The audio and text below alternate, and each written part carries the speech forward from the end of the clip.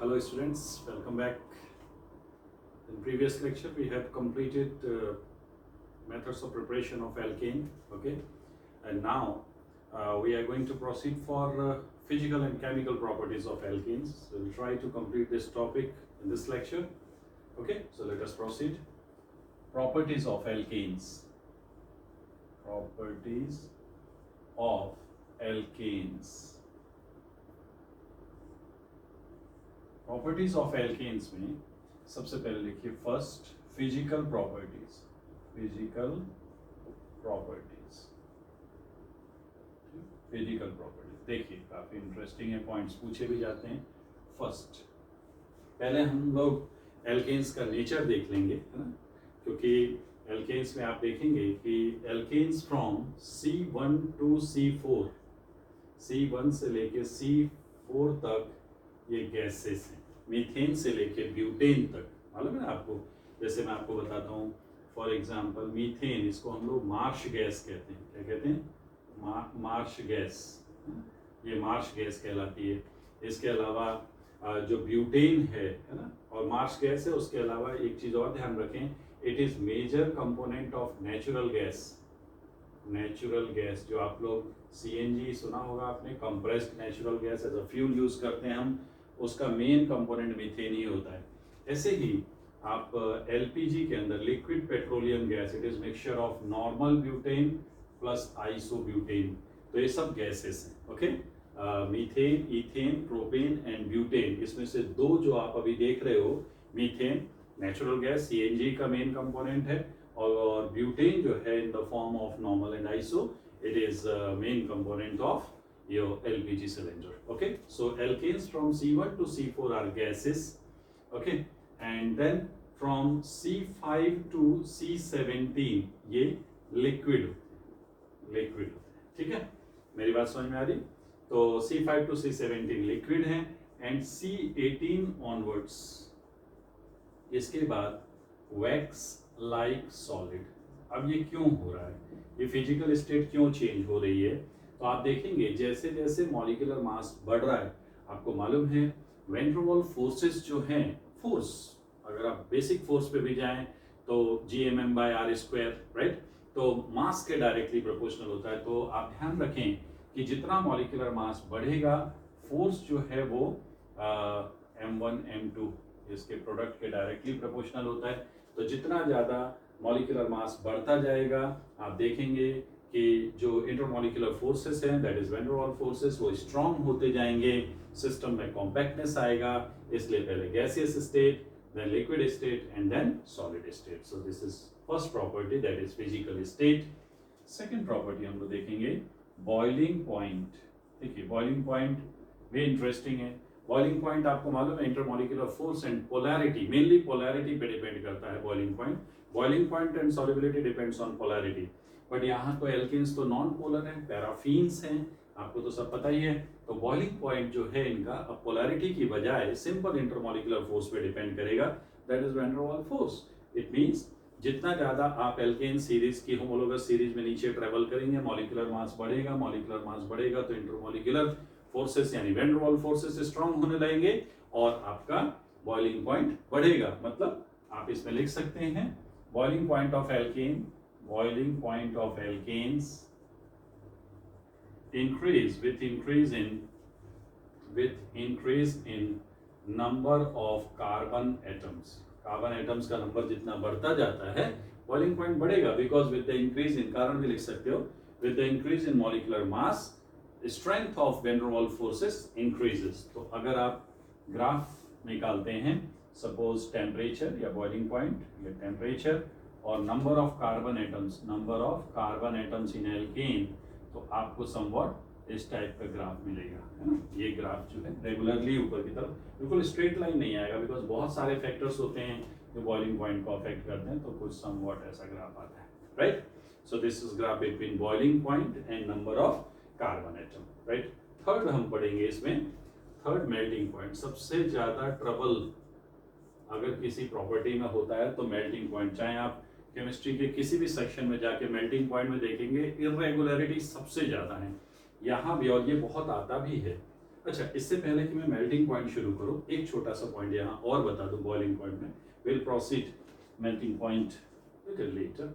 So first एक point आपने ये लिख लिया, यहाँ एक नोट पॉइंट लिख लें जो बहुत इंपॉर्टेंट है. नोट पॉइंट ये तो हो गया आपका कि कार्बन का नंबर बढ़ने से कैसे बॉइलिंग पॉइंट अफेक्टेड रहता है.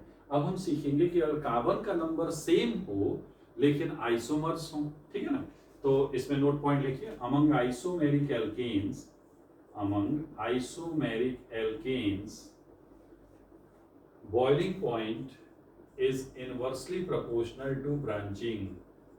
Boiling point is inversely proportional to branching. क्यों है बताता हूँ. For example, C5H12 ये पेंटेन है ना. पेंटेन ये लिक्विड होती है, ये आपके लाइटर्स जो होते हैं ना, लिक्विड लाइटर्स जो आते हैं उनमें रहता है ये C5H12, ठीक है ना.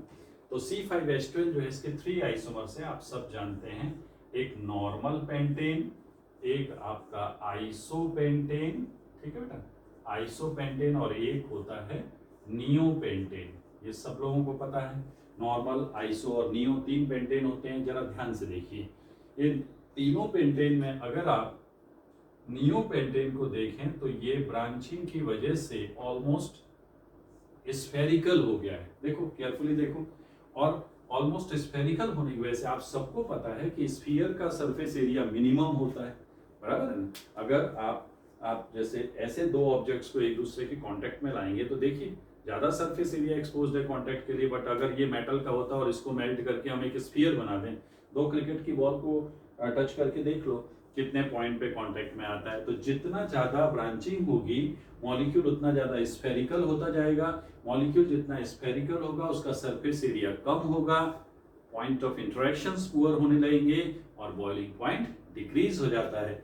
मतलब अगर ये तीनों मॉलिक्यूल हम ले लें A, B और C, तो बॉइलिंग पॉइंट का ऑर्डर क्या आ जाएगा बच्चों, ये आएगा A greater than B greater than C. More the surface area stronger will be the intermolecular forces. तो इसको नोट कर लेना, ये आता है पॉइंट, ठीक है. क्लियर हो गई बात आप सबको. तो बॉइलिंग पॉइंट पे कार्बन का नंबर बढ़ने से बॉइलिंग पॉइंट बढ़ता है, पहली बात. लेकिन अगर number of carbon atom same है, मतलब अगर आइसोमर्स हैं, तो फिर ब्रांचिंग बढ़ने से बॉइलिंग पॉइंट कम होगा, बिकॉज मॉलिक्यूल जो है आपका कैसा हो रहा है बच्चों, स्फेरिकल हो रहा है. ओके, चलिए अब हम थर्ड प्रॉपर्टी पे चलेंगे, वो है melting point. Third property will be melting point. Melting point जैसा मैंने कहा था इरेगुलरिटी काफी है. मेल्टिंग पॉइंट भी मैं आपको बता दूं, नंबर ऑफ कार्बन एटम्स बढ़ने से बढ़ता है, ठीक है ना. Melting point also increases with increase in number of carbon atoms. But लिखें, but trend is not regular. जैसे इसमें आप देख रहे थे एक रेगुलर ट्रेंड फॉलो हो रहा था, और इसमें आप देखेंगे कि ट्रेंड उतना रेगुलर नहीं होता. But trend is not regular. First of it is noticed that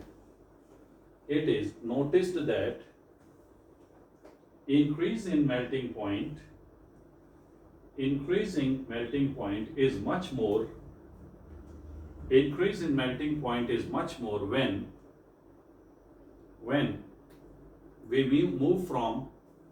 when we move from alkane having odd number of carbon atoms to alkanes having even number of carbon atom in comparison to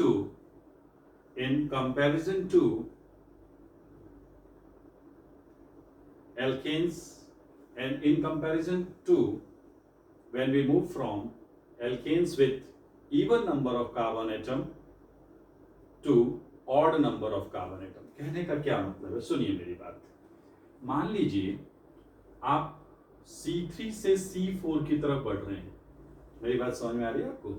यहाँ पे increase in boiling point, suppose increase in boiling point x है, और फिर आप C4 से C5 बढ़ रहे हैं. यहाँ increase in boiling point change जो है वो क्या है, y है. बढ़ेगा हमेशा, ये जितने आप कार्बन बढ़ाते जाएंगे तो ये बॉइलिंग पॉइंट बढ़ता जाएगा. लेकिन जो ट्रेंड है वो थोड़ा सा इरेगुलर है, C5. तो आप देख रहे हो यहाँ पे x ग्रेटर देन y आएगा. क्योंकि अगर आप देखें मेल्टिंग पॉइंट डिपेंड करता है पैकिंग पे, है ना। C3 कैसा सिस्टम है बेटा, C3 ऐसा सिस्टम है। C4 देखिए ट्रांस टाइप सिस्टम आ रहा है। C5 देखिए, C5 फिर लास्ट के एंड देखो, है ना। तो मैंने जीओसी में सिखाया आपको packing in trans is much better than that in cis. और वैसे भी जितनी अच्छी पैकिंग होगी उतना सिमेट्रिकल सिस्टम होगा, जितना सिमेट्रिकल सिस्टम होगा मेल्टिंग पॉइंट उतना ज्यादा। तो x ग्रेटर देन y आएगा। और यहाँ पे अगर आप ग्राफ निकालते हैं बॉइलिंग पॉइंट, है ना, boiling point and number of carbon atoms, number of carbon atoms, इसमें अगर ग्राफ निकालते हो तो आपको ग्राफ समवॉट ऐसा मिलेगा बेटा, ये है ना। ये ग्राफ जो है आपको प्रैक्टिकल अगर आप ग्राफ बनाएंगे तो समवॉट इसको आपको ग्राफ ऐसे मिलता हुआ नजर आएगा। देख पा रहे हैं? ये ट्रेंड आप सबको समझ में आ रहा है? ये देखिए बॉइलिंग पॉइंट पे इंक्रीज आया है, वो इंक्रीज देखो और यहाँ देखो। अब सपोज दैट इस पॉइंट पे, यहाँ पे बॉइलिंग पॉइंट जो है, मान लीजिए यहाँ पे बॉइलिंग पॉइंट सपोज, या यहाँ पे कार्बन में अगर आपसे कह दूं कि सपोज 4 थे, तो 4 से जब 5 में गए, 4 से जब 5 पे गए तो देखिए इवन से ऑड पे गए तो कम इंक्रीज हुआ, लेकिन 5 से 6 पे गए तो देखिए कितना तेज जंप आ रहा है। This is all due two symmetrical packing. ये देखो जब 6 से 7 पे गए इंक्रीज हुआ है, बट एक सिग्निफिकेंट इंक्रीज नहीं है। ये देखिए 7 से जब 8 पे जा रहे हो तो इंक्रीज ज्यादा आ रहा है। Obviously more the packing, better the packing, more will be the boiling point. Sorry, it is not boiling point. We are plotting the graph in between melting point and melting point, क्योंकि boiling point में ऐसी irregularity नहीं होती। ठीक है बेटा, melting boiling point तो आपने देखा सीधे बढ़ता जाता है। तो ये पॉइंट एग्जामिनर के लिए बहुत फेवरेट है, बहुत ज्यादा पूछा जाता है। ठीक, ये हमने मेल्टिंग पॉइंट पढ़ लिया। नेक्स्ट प्रॉपर्टी अब हम लोग देखेंगे डी, सॉल्युबिलिटी। सॉल्युबिलिटी, सॉल्युबिलिटी में मैं आपको बता दूं, एल्केन्स आप सबको पता है, alkanes are non polar, alkanes are non polar, right.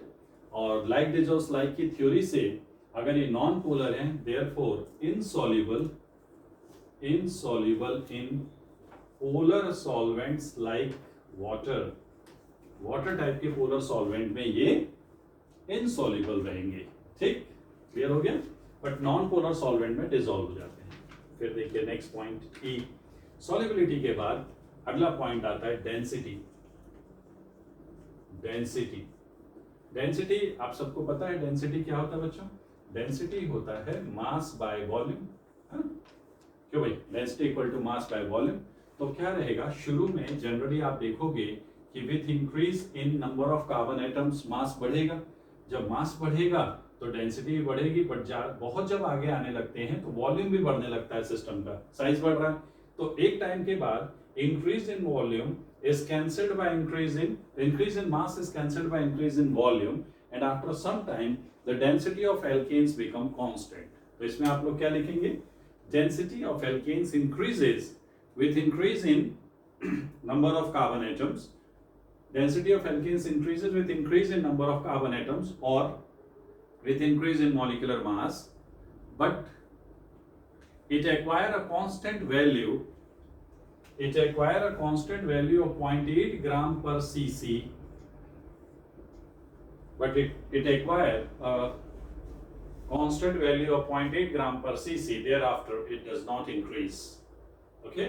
So क्या हो रहा है? स्टार्ट में मास बढ़ने की वजह से डेंसिटी बढ़ रहा है, वॉल्यूम में उतना सिग्निफिकेंट इंक्रीज नहीं है।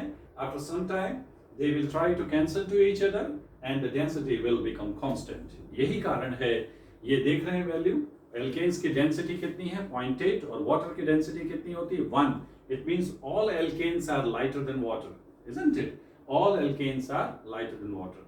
सो ऑलवेज रिमेंबर कि अगर हम किसी एल्केन को वाटर की सरफेस पे छोड़ दें तो फ्लोट करना शुरू कर देगा because of lesser density of alkane in comparison to water. Okay, so that we have seen few physical properties of alkanes. Now we'll proceed for chemical properties. Okay, इसमें अभी तक जो मैंने बताया है उसमें मेनली मेल्टिंग पॉइंट पे question पूछे जाते हैं, तो ये आप लोग नोट कर लेंगे. एल्केन्स की डेंसिटी मैक्सिमम कितनी होती है बच्चों? 0.8. चलिए Now we are going to proceed for chemical properties. Chemical properties, ठीक है. Chemical properties में alkanes में जो सबसे important है वो है halogenation. Halogenation जिसके ब्रैकेट में आप लोग लिखेंगे रेफर GOC वॉल्यूम 3. Halogenation पे मैं पूरी रिसर्च करवा चुका हूँ, आपको याद होगा. We have calculated various number of monochloro product, dichloro product, और ये भी बताया था chlorination, fluorination, bromination, iodination, fluorination explosive होता है, डेल्टा एच की वैल्यू, सारी बातें हम लोग कर चुके हैं. तो इसको हम यहाँ पे नहीं पढ़ेंगे बिकॉज मैंने आपसे पहले ही कहा था कि once you will be comfortable with my GOC section you will be comfortable with entire organic chemistry, right?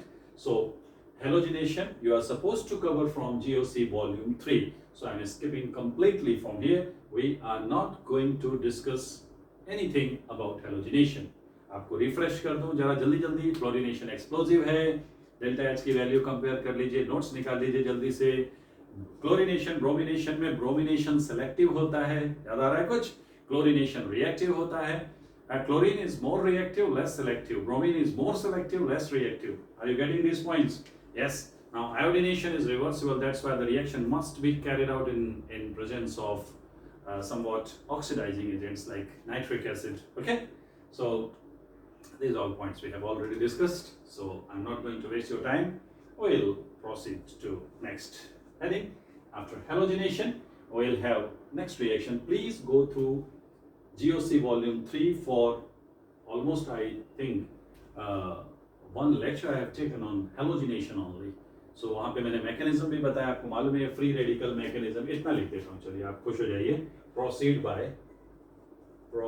by free radical mechanism. तो free radical mechanism जहाँ मैंने आपको free radical substitution पढ़ाया है वहाँ पे ये सभी बातें हैं. Please go through that. Okay? चलिए अब second देखेंगे. Second property sulphonation. एल्केन्स की सबसे इंपॉर्टेंट केमिकल प्रॉपर्टी ये. हेलोजिनेशन पे तो number of monochloro products, dichloro products, आपको ये मालूम है, optically active products, inactive products, 100% एक क्वेश्चन जेई में रहता ही रहता है. चलिए सल्फोनेशन. सल्फोनेशन में देखिए lower alkanes are not sulfonated easily, but alkanes having 6 or more carbon atoms are sulfonated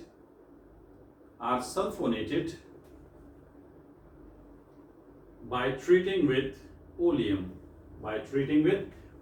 तो C6H14 higher one. Okay, C6H14 को अगर oleum क्या होता है बेटा?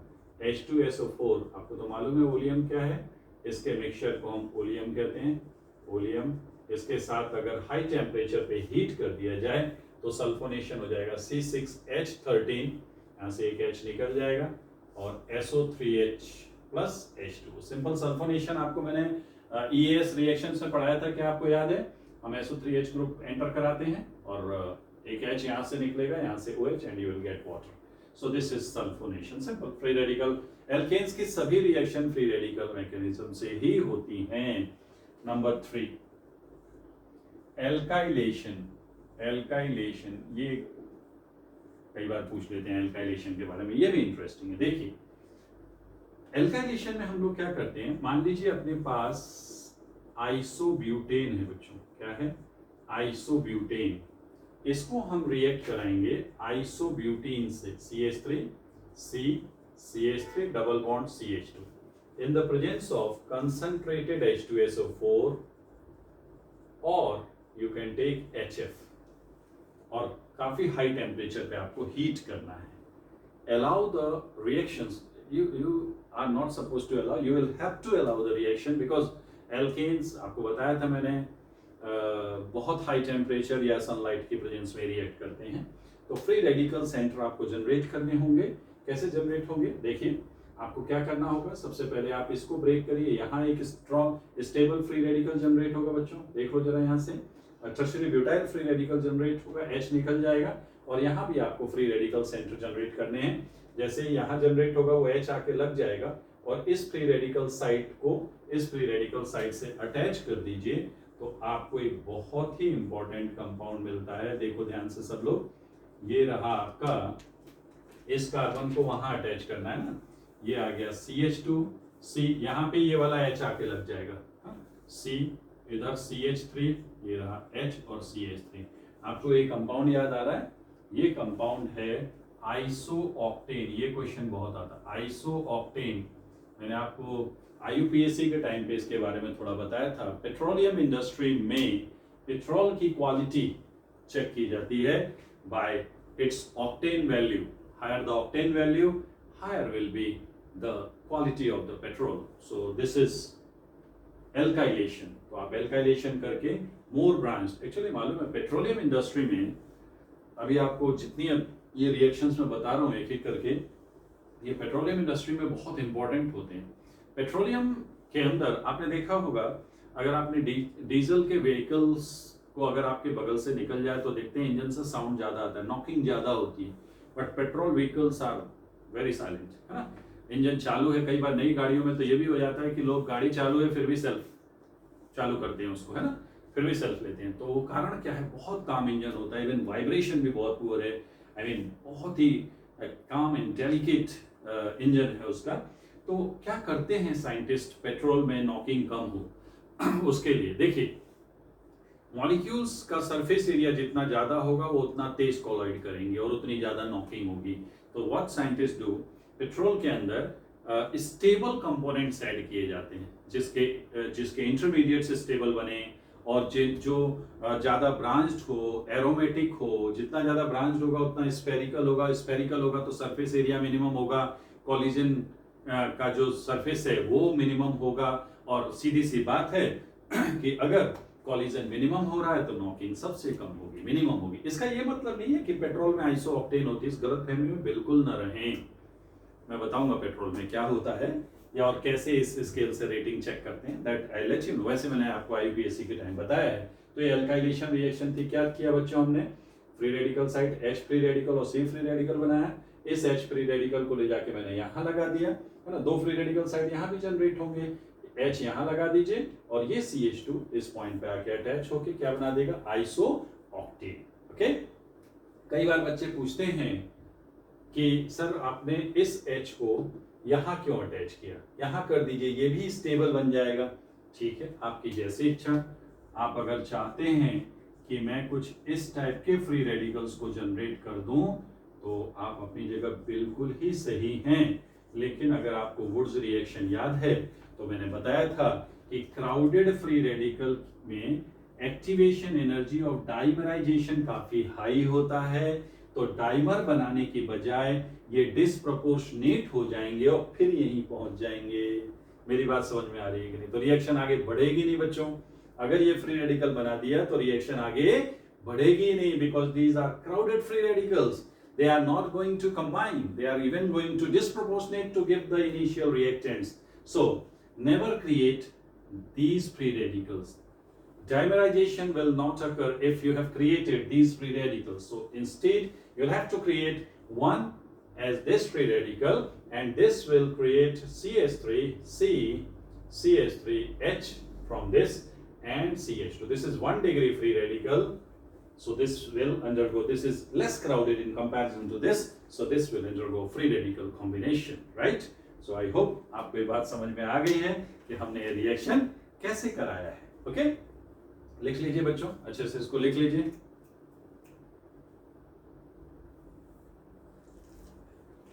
क्लियर हो गया सबको, अच्छे से आ गया। चलिए अब हम लोग एल्काइलेशन के बाद इसमें आगे बढ़ते हैं। ये रिएक्शन पेट्रोलियम इंडस्ट्री में जितनी भी ब्रांचिंग बढ़ाने वाली रिएक्शंस हैं ना बच्चों, अभी और बताता हूँ कौन कौन सी रिएक्शंस हैं जो पेट्रोलियम इंडस्ट्री में यूज करते हैं। पेट्रोलियम इंडस्ट्री में अगली रिएक्शन लिखिए, आइसोमेराइजेशन। आइसोमेराइजेशन देख रहे हो, आइसोमर्स बनाएंगे कैसे? जैसे मान लीजिए आपके पास आइसोमेराइजेशन में क्या करते हैं, सपोज नॉर्मल ब्यूटेन है। अब जो आगे की तीनों रिएक्शन मैं बताने जा रहा हूँ, तीनों पेट्रोलियम इंडस्ट्री में यूज होती हैं to increase the quality of petrol in order to drop the knocking in the engine. Okay, so normal butane you are supposed to react with anhydrous Cl3 plus HCl at around 300 degree Celsius. देखिए temperature तो high रखना ही पड़ेगा alkanes में, क्यों? Non polar and very high bond dissociation energy of CC and CH bond, previous lecture में हमने देखा था। तो एल्केन्स नॉर्मल टेम्परेचर पे रिएक्ट नहीं करते हैं। अब ये क्या करता है, ये देखिए AlCl3, आपको मालूम है ये फिर फ्री रेडिकल से ही जाएगा। व्हाट इट विल डू, इसका फंक्शन क्या है, ये यहां से H को हटा के फ्री रेडिकल साइड क्रिएट करेगा, इस मिथाइल ग्रुप को यहां से निकाल के यहां एक फ्री रेडिकल साइड क्रिएट करेगा, और यहां वाले फ्री रेडिकल साइड पे जिस H को निकाल के लाया था उसे वापस कर देता है और यहां H लग जाएगा, और जो दूसरा AlCl3 मिथाइल को लेके गया था वो यहां लग जाएगा। फायदा क्या हुआ, क्या कोई बेनिफिट हुआ? Yes, you have isobutane. क्या ब्रांचिंग बढ़ गई? ब्रांचिंग बढ़ने से सरफेस एरिया कम हो गया। सरफेस एरिया कम होने से क्या हो जाएगा बताइए? सरफेस एरिया कम होने से बच्चों इंजन के अंदर नॉकिंग कम होगी, है? क्लियर है? और देख लीजिए, जैसे नॉर्मल पेंटेन लिया, उसको इस कैटालिस्ट से रिएक्ट कराया, पहले इसमें आइसोपेंटेन बनेगा जो कि फर्दर रिएक्ट करके नियोपेंटेन बनाएगा। क्या बनाएगा बच्चों? नियोपेंटेन। तो मैकेनिज्म वैसी ही है जैसा मैंने आपको एक्सप्लेन किया है। सो दिस इज आइसोमेराइजेशन रिएक्शन। जल्दी जल्दी लिख लीजिए, 2-3 प्रॉपर्टीज और बची हैं बच्चों, and we have completed after that alkanes. कल नेक्स्ट लेक्चर में हम लोग एल्कीन्स शुरू कर देंगे, ठीक है ना? एल्कीन्स को शुरू करेंगे, उसके तो आप 80% रिएक्शंस जानते हैं। चलिए देख लिया। चलिए, केमिकल प्रॉपर्टीज में ये हो गया आइसोमराइजेशन। नेक्स्ट देखिए, next chemical property, I think जो भी नंबर है देख लीजिए। नेक्स्ट केमिकल प्रॉपर्टी होगा बेटा catalytic रीफॉर्मिंग। very important reaction as far as petroleum industry is concerned. Okay, petroleum industry में catalytic reforming, cracking, this isomerization, these have vital role. I mean, they play vital role in the petroleum industry. The quality of petrol is increased with the help of these 3 reactions. Okay, आइए देखते हैं। अभी मैं उस पर आऊंगा, petrol पे थोड़ा सा। हम कैटालिटिक रीफॉर्मिंग की बात कर लें, बहुत ही क्रूशियल रिएक्शन है, बहुत इंपॉर्टेंट रिएक्शन है। इसमें लिखिए, फर्स्ट पॉइंट लिखिए, proceed by free radical mechanism. Please mention proceed by free radical. ना भी लिखें तो आप सबको पता चल चुका है कि अब एल्केन्स के अंदर सभी रिएक्शन फ्री रेडिकल मैकेनिज्म से होती है। Proceed by free radical mechanism. Second point लिखिए, second point, it involve dehydrogenation, cyclization and aromatization.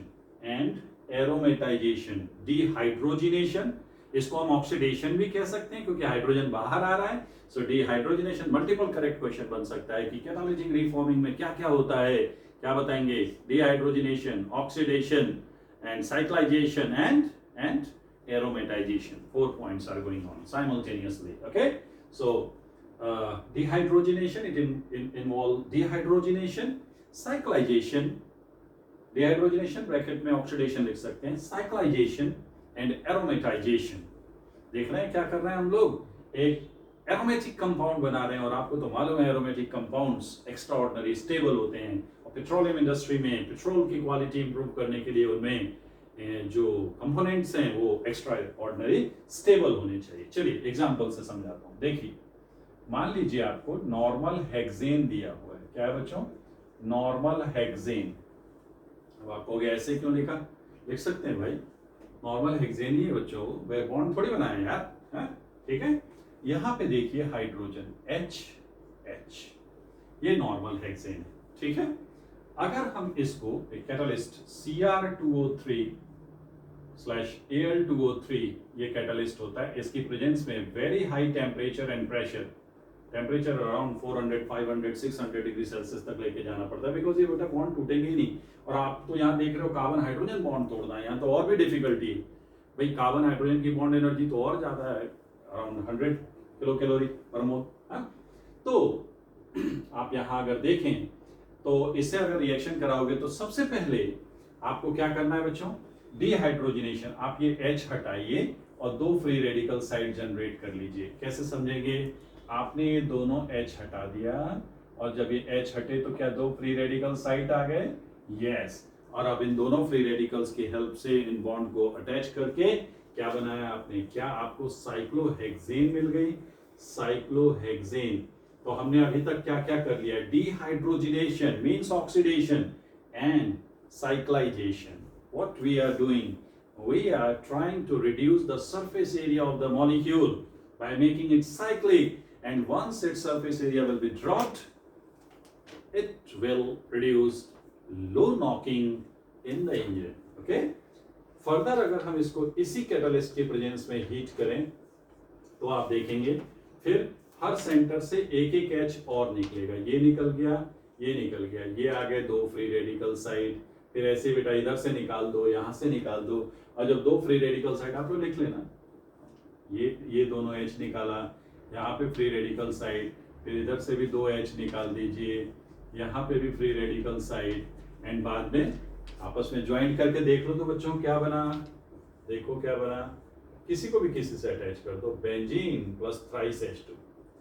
दोनों ही स्टेप में क्या हो रहा है बच्चों, दोनों ही स्टेप में डिहाइड्रोजनेशन मींस ऑक्सीडेशन हो रहा है कि नहीं, और क्या हो रहा है बताओ, साइक्लाइजेशन हो रहा है, एरोमेटाइजेशन हो रहा है, इसको एरोमेटाइजेशन कहते हैं। क्या बेंजीन इज एरोमेटिक कंपाउंड, आपका आंसर होगा yes, it is an aromatic compound, highly stable.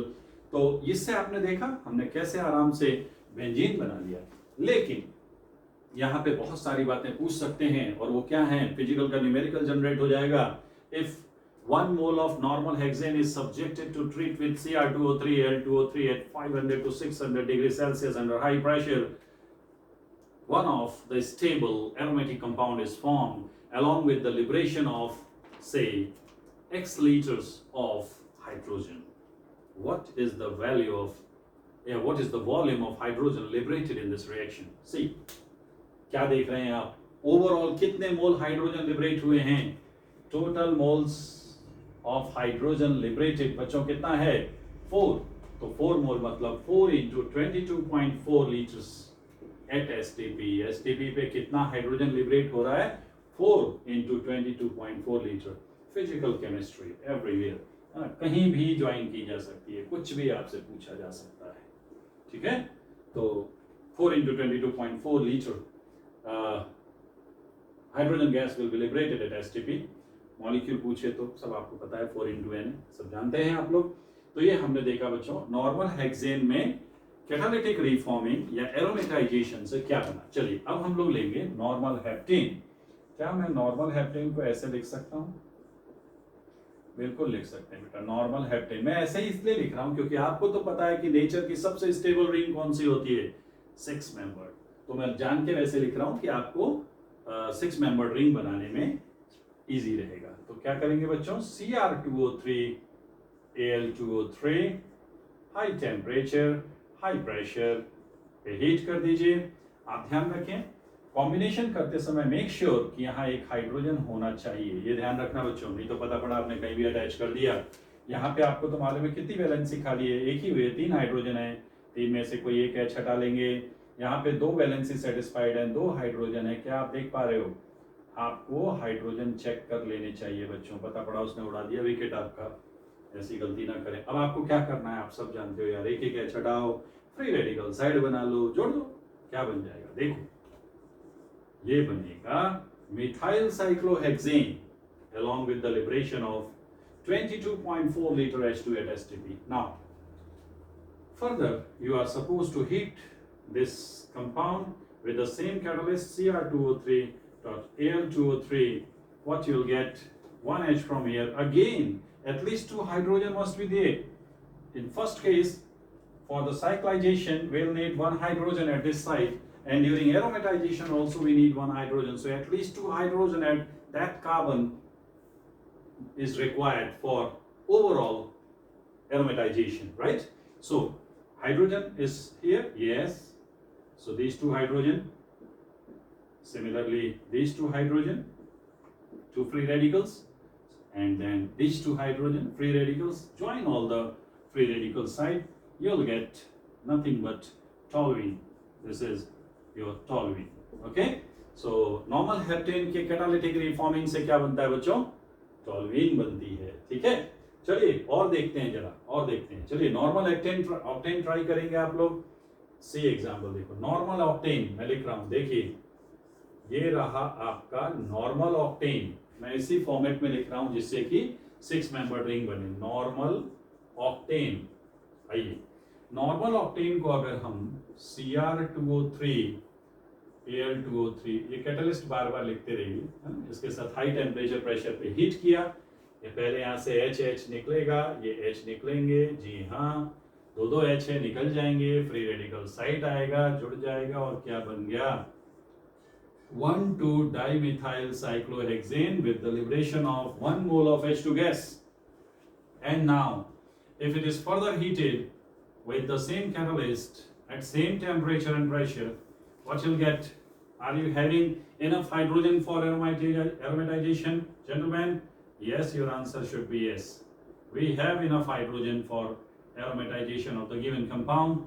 We are getting nothing but, what is the name of this compound? It is orthoxylene. Orthoxylene. Okay? This is orthoxylene. तो बना पाएंगे आप लोग? क्या इससे कुछ और बन सकता है? सोचिए, बैठ के सोचिए आप लोग. क्या सी ऑप्शन में और कोई प्रोडक्ट पॉसिबल है? तो देख के बताइए. Come on. Orthoxylene is okay, but is there any other possibility? If yes, then let me know.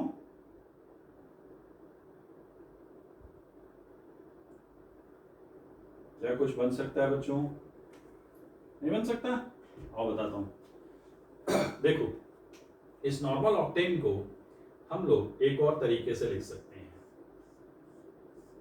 ये देखिए, क्या ये भी नॉर्मल ऑक्टेन है? 1 2 3 4 5 6 7 8 और सेम रिएक्शन से. अब मैं डायरेक्ट प्रोडक्ट लिख देता हूं बेटा. आप लोग को मिलेगा यहाँ ethyl CH2CH3 plus 4H2 gas. क्या ये दिख रहा है आप सबको? तो पूछते हैं कि अगर हम नॉर्मल ऑक्टेन का कैटालिटिक रिफॉर्मिंग करें तो क्या क्या बनेगा? Will have 2 products, 1 ऑर्थोजाइलीन, 2 ethyl benzene. और कहीं अगर उसने गलती से ये पूछ दिया कि octane, the isomers of octane, है ना, उसको हम सेपरेटली कैटालिटिक रिफॉर्मिंग कराते हैं तो क्या प्रोडक्ट्स फॉर्म होंगे? तो आपको सभी जो आइसोमर्स हैं उनको एक एक लेके ट्राई करना पड़ेगा. आइए देखते हैं. ये नॉर्मल ऑक्टेन से 2 प्रोडक्ट बन गए.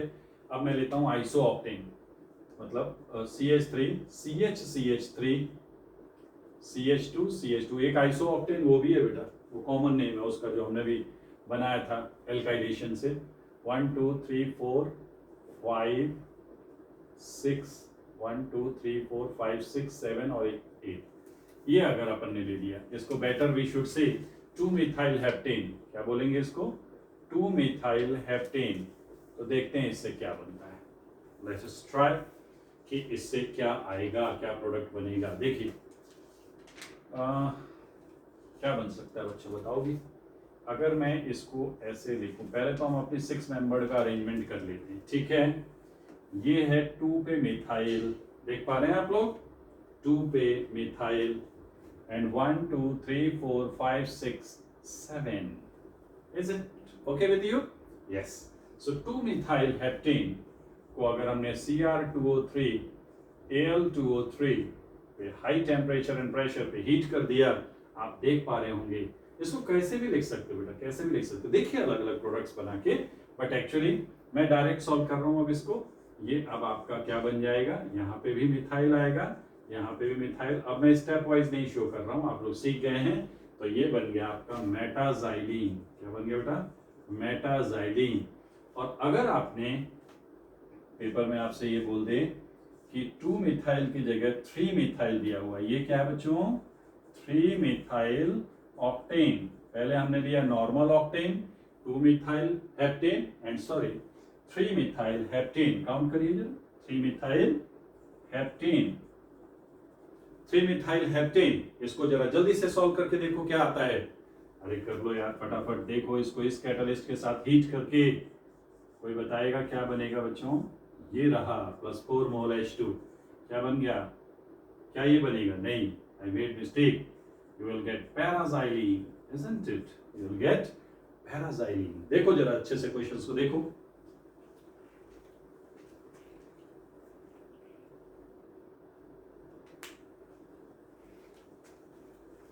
तो किसी भी कंपाउंड को लेके आप इस टाइप की नॉर्मल एक्टिव और जो कंपाउंड से, मतलब हेक्सेन तो लेना ही पड़ेगा क्योंकि 6 मेंबर रिंग बनानी है।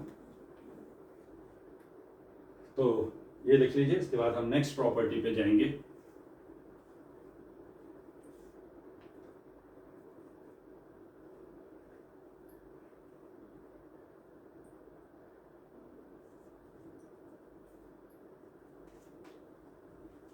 में टेम्परेचर आप चाहे तो लिख सकते हैं 600 डिग्री सेल्सियस, खैर कोई नहीं पूछता है, बट हाँ हाई टेम्परेचर रहेगा। अब लिखिए नेक्स्ट प्रॉपर्टी, पायरोलाइसिस, पायरोलाइसिस और क्रैकिंग, पायरोलिसिस और क्रैकिंग, ठीक है। पायरो, पायरो मतलब होता है हीट, लाइसिस मतलब ब्रेकिंग, तो breaking of compound under high temperature in the absence of air is called pyrolysis.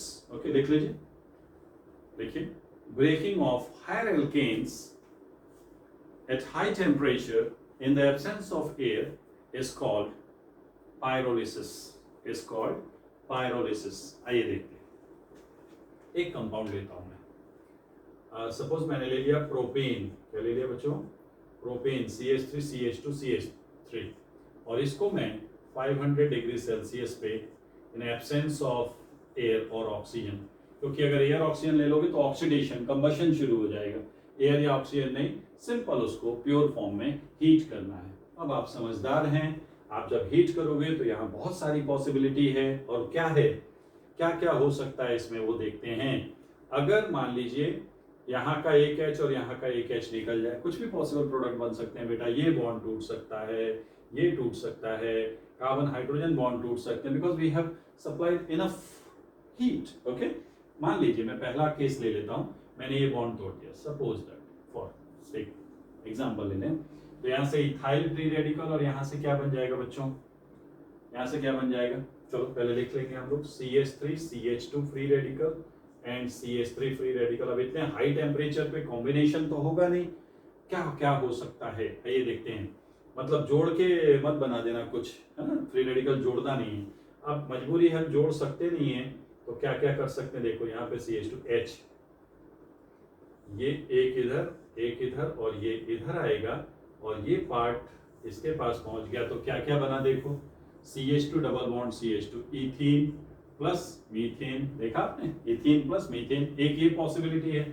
एक और क्या हो सकता है कि ये बॉन्ड टूटने की जगह अगर कार्बन हाइड्रोजन बॉन्ड टूट जाए तो क्या बन जाएगा, CH3 CH एक फ्री रेडिकल और CH2 दूसरा फ्री रेडिकल, अगर ये आपस में जुड़ गए तो क्या बनेगा, CH3 CH double bond CH2 plus H2। समझ गए? तो इस तरीके से क्रैकिंग के समय या पायरोलिसिस के समय आपको मिक्सचर ऑफ वेरियस हाइड्रोकार्बन्स मिलेंगे, जिसमें एल्कीन्स भी होंगे, एल्केन्स भी होंगे और हाइड्रोजन भी होगा। लिख लीजिए फटाफट।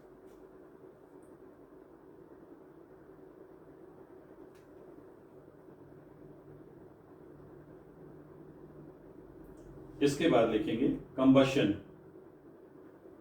कंबशन, कंबशन का मतलब लिख लीजिए burning in presence of air, burning in presence of air और ऑक्सीजन। फिर तो हाइड्रोकार्बन को अगर बर्न कर दोगे तो CO2 and water, CO2 and water form हो जाएगी। तो कंबशन जल्दी से लिख लीजिए जरा बच्चों। कंबशन में लिखिए burning in presence of air. Combustion को ऑक्सीडेशन भी कहते हैं। फॉर एग्जाम्पल जैसे आपने CH4 गैस लिया, इसका कंबशन किया O2 गैस से, क्या बनेगा, CO2 गैस प्लस H2, है ना, गैस। अब यहाँ पे H2 water mostly liquid form में ले लेते हैं हम लोग, तो कार्बन कितने हैं, बैलेंस कर लोगे इसको, ट्वाइस H2 और 2 O2 4 ट्वाइस O2, ये बैलेंस हो गई रिएक्शन। ऐसे जो LPG में कंबशन, यहाँ पे ध्यान रखें कंबशन एक्सोथर्मिक होता है, तो रिएक्शन का delta H naught or enthalpy of reaction naught यानी स्टैंडर्ड स्टेट और रिएक्शन आर, तो ये हो जाएगा नेगेटिव हो जाएगा। जो भी वैल्यू होती हो उसको हम कहते हैं मीथेन की एंथैल्पी ऑफ कंबशन। मेरे पास अगर वैल्यू हो, अदरवाइज ये प्रैक्टिकल डेटा है, no it's not available, so you can simply write it as negative because combustion is always exothermic. एक जनरल इक्वेशन बता देता हूं आपको, CnH2n+2 ये एल्केन है, इसका कंबशन की जो जनरल इक्वेशन है वो है 3n+1/2O2 है ना। कई बार इसमें हाइड्रोकार्बन का XY या कितने कार्बन है ये सब बातें पूछ लेते हैं। तो ये कंबशन होके बनेगा n mole of CO2 plus n+1 mole of H2, right. तो ये लिख लीजिए जरा फटाफट। या अगर सिंपल कोई हाइड्रोकार्बन है CXHY, इसका रिएक्शन होता है X+Y/4O2। अगर आपको एल्केन का तो n की टर्म में ये जनरल इक्वेशन है, XY दिया हुआ है तो ये है, ये आपका कंबशन आप करा रहे हैं, हीट कर रहे हैं, तो यहां से क्या बनेगा बच्चों, XCO2, लास्ट ईयर इस पे न्यूमेरिकल था, XCO2 प्लस Y/2 H2। ठीक है, देख लीजिए जरा फटाफट। अब किसी के लिए भी इससे बना सकते हो आप लोग, किसी के लिए भी, जैसे मान लो C4 ब्यूटेन के लिए बनाते हैं, H10 प्लस 1 मोल है, X4 हो गया तो ये कितना आएगा 4 प्लस Y कितना है 10/4 O2 गिव्स XCO2 यानी 4CO2 प्लस Y कितना है 10/2 H2। कर लीजिए solve, you will get the answer. ठीक है, तो ये कंबशन रिएक्शन हो गई बच्चों, कंबशन रिएक्शन की बेसिक इक्वेशन। इस इक्वेशन को रेडी रखें क्योंकि लास्ट ईयर ही जेईई मेंस में क्वेश्चन था इस पे कि एक हाइड्रोकार्बन है जो कंबशन के बाद अपने वॉल्यूम से, आई थिंक ऐसा था कि डबल वॉल्यूम CO2 प्रोड्यूस करता है और 4 times volume O2 something, that was the language of the question. तो वो सारा डेटा दिया था उन्होंने, x दिया था, x+y/4 हिडन टर्म दिया गया था, तो उससे सॉल्व हो जाता है। नोट कर लीजिए।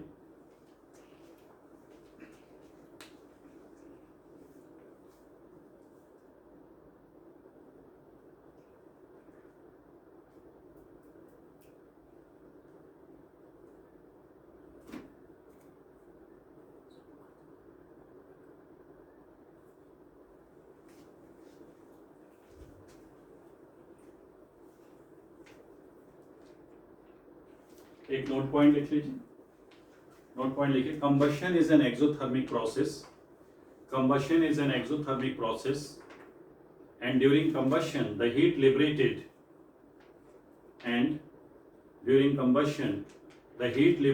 per mole is called enthalpy of combustion. Heat liberated per mole is called enthalpy of combustion. मैंने आपको ये पॉइंट भी पढ़ाया हुआ है GOC में, per mole is called enthalpy of combustion. अब आप इसमें लिख लीजिए note, enthalpy of combustion delta H0 combustion is directly proportional to number of carbon atoms. Carbon atoms जितने ज्यादा होंगे एंथैल्पी ऑफ कंबशन उतना ज्यादा होगा। और अगर कार्बन एटम सेम है, लिख लीजिए पॉइंट पहले लिखो फटाफट,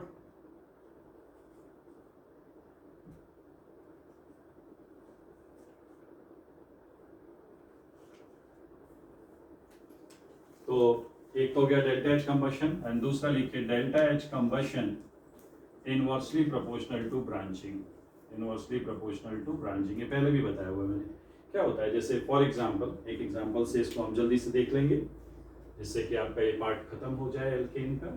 देखिए एक एग्जांपल ले लेते हैं, जैसे आपसे पूछा जाए कि ब्यूटेन A है और ये आपको दिया है पेंटेन B, तो आपका आंसर होगा डेल्टा H कंबशन किसका ज्यादा हो जाएगा, B ग्रेटर देन। जितना ज्यादा कार्बन उतना ज्यादा हीट लिबरेट होगी। और अगर सेम हो जाए, जैसे नॉर्मल पेंटेन ये P है, आइसोपेंटेन Q है और नियोपेंटेन R है, तो फिर यहाँ एंथैल्पी ऑफ कंबशन का ऑर्डर क्या होगा बच्चों, P greater than Q greater than R। I am waiting your response why this order is. ये तो आसानी से समझ में आ जाता है, आपको इसका आंसर मुझे ढूंढ के बताना है कि क्या कारण है कि ब्रांचिंग ज्यादा होने से एंथैल्पी ऑफ कंबशन कम होने लगता है ना।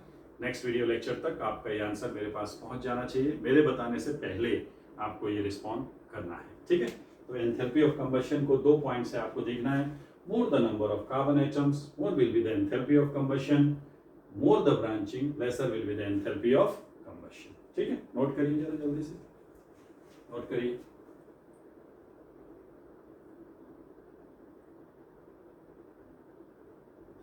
एक और नोट लिख लीजिए, more strained ring has higher heat of combustion, more strained ring has higher heat of combustion per CH2 unit.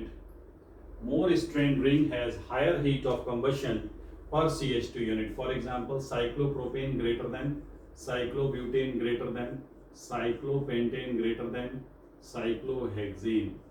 Stability पे based है. More strained ring has higher heat of combustion per CH2 unit. Per CH2 unit. ठीक है? So इस topic में हमने almost alkene complete कर लिया है। ठीक है, मैं इसमें आपको थोड़ा सा एक ऑक्टेन नंबर के बारे में और बता दूं, फिर आपका ये चैप्टर कंप्लीट हो जाएगा। इसको लिख लीजिए जरा अच्छे से, नोट कर लें।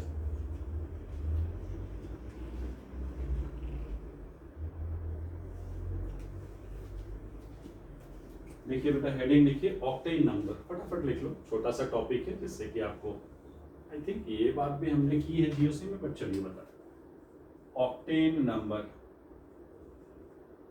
ऑक्टेन नंबर, ऑक्टेन नंबर क्या होता है? देखिए पहले समझ लीजिए। This scale is used to check the quality of petrol. जिस पेट्रोल का ऑक्टेन नंबर जितना ज्यादा होता है, जैसे आजकल आप लोग स्पीड के नाम से पेट्रोल खरीदते हैं ना, जो स्पीड बोलते हैं, या जैसे एक्स्ट्रा प्रीमियम पेट्रोल जो बोला जाता है, थोड़ा एक्सपेंसिव होता है, वो आपका हाई ऑक्टेन रेटेड पेट्रोल होता है। ठीक है, क्या खासियत है? मोर ब्रांच्ड हाइड्रोकार्बन्स हैं, एरोमेटिक हाइड्रोकार्बन्स हैं। जितने मोर ब्रांच्ड और एरोमेटिक हाइड्रोकार्बन्स होंगे, फ्यूल की क्वालिटी उतनी अच्छी होती है। तो ऑक्टेन नंबर में लिखिए first point, it is used to check the quality of petrol, it is used to check the quality of petrol. Second point, more higher the octane number, better will be the fuel, higher the octane number, better will be the fuel और petrol, better will be the fuel और petrol. अब ये होता क्या है? Actually petrol की octane rating निकालने के लिए 2 कंपाउंड सेलेक्ट किए गए। कौन से? आइसो ऑक्टेन, ये मैंने अभी बनाया था एल्काइलेशन रिएक्शन में, आइसो ऑक्टेन, जिसका ऑक्टेन नंबर 100 दिया गया क्योंकि ब्रांच्ड है, और एक इन्होंने सेलेक्ट किया था नॉर्मल, 1 2 3 4 5 6 7 नॉर्मल हेप्टेन।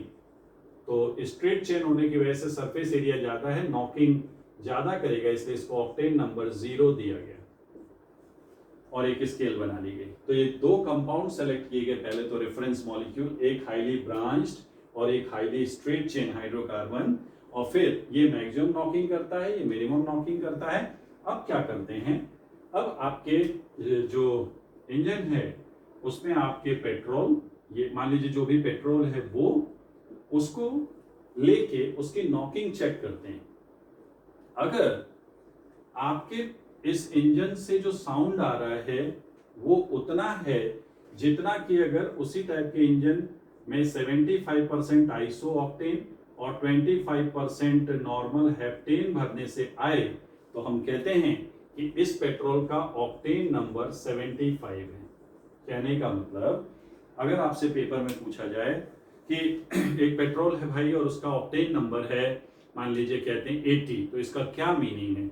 इसका मतलब होता है कि आपकी पेट्रोल इंजन में उतना ही साउंड प्रोड्यूस करेगी जितना कि 80% iso octane plus 20% normal heptane का मिक्सचर प्रोड्यूस करता है। Simple, flat. ओके, तो व्हाट डज इट इंडिकेट? ये पूछते हैं पेपर में कि 75 ऑक्टेन रेटिंग का क्या मतलब है।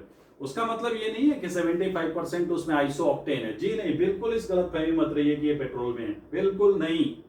ये रेफरेंस मॉलिक्यूल है, इनके रिस्पेक्ट में इंजन का साउंड हम अपने पेट्रोल से नापते हैं।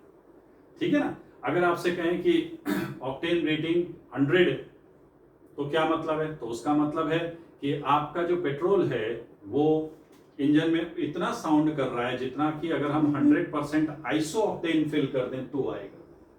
आपको मैं बता दूं, ऑक्टेन रेटिंग 100 के ऊपर भी होती है।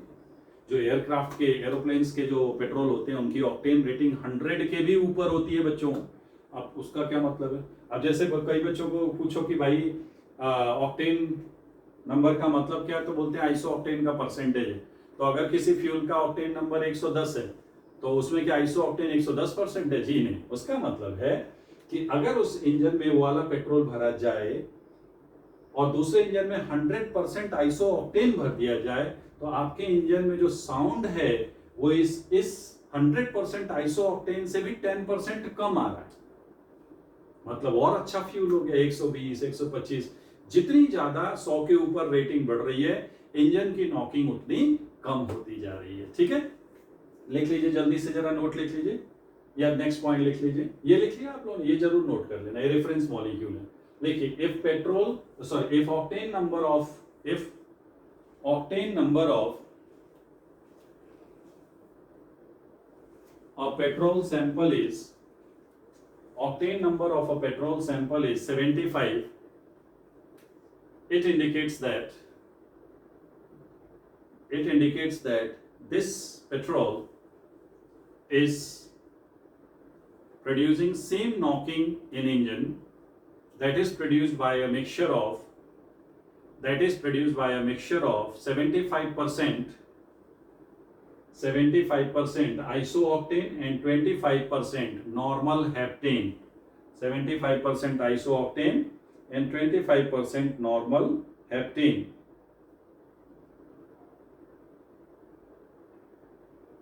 नॉर्मल हेप्टेन कर लेंगे।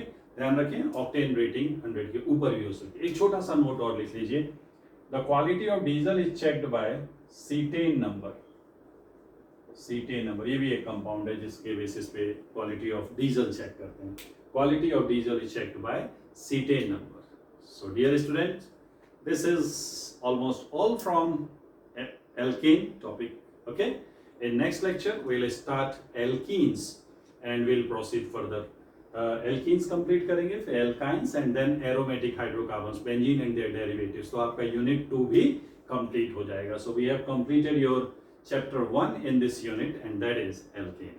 So स्टडी अच्छे से करते रहिए बेटा। एल्केन कंप्लीट हो गया है। आपको जो रिकमेंडेड बुक्स हैं उसके क्वेश्चन सॉल्व कर लीजिए। किसी भी क्वेश्चन में प्रॉब्लम है, please do not hesitate to ask your doubts, share your doubts. मैं आपको व्हाट्सएप पे रिप्लाई करूंगा। Okay, thank you very much.